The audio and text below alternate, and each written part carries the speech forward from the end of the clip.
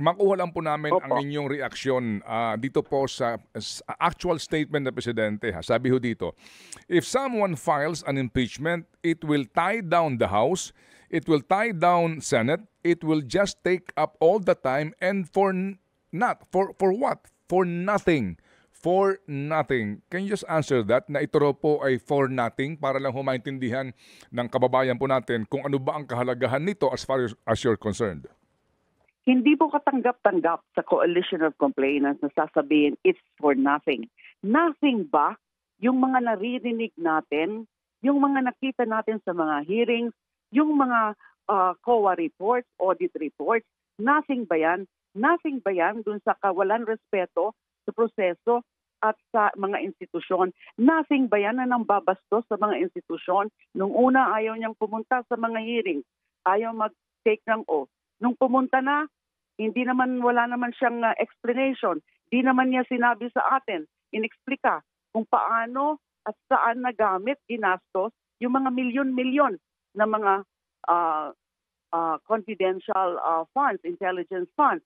Nothing ba yan? Nothing ba yan yung lantaran na nagbibigay ng threat dun sa tatlong matataas na personalidad or official, yung Pangulo, yung First Lady, yung Speaker. Nothing ba yan? Hindi ba, Ted?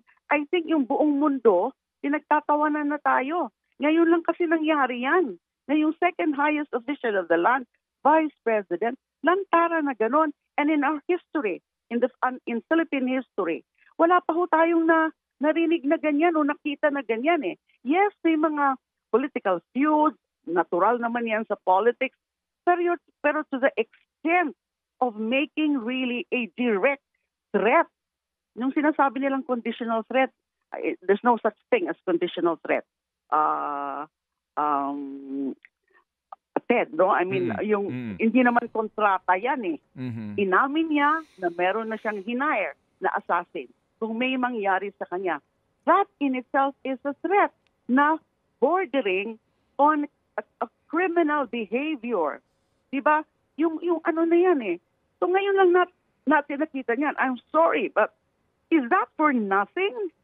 Ano na ba tayo? Ano na bang klaseng mga tao tayo? Mga Pilipino? Palalampasin lang yung mga ganyang mga kasalanan na hindi naaangkop, na hindi nagiging sa mga prinsipyo ng ating saligang batas when public office is supposed to be a public trust.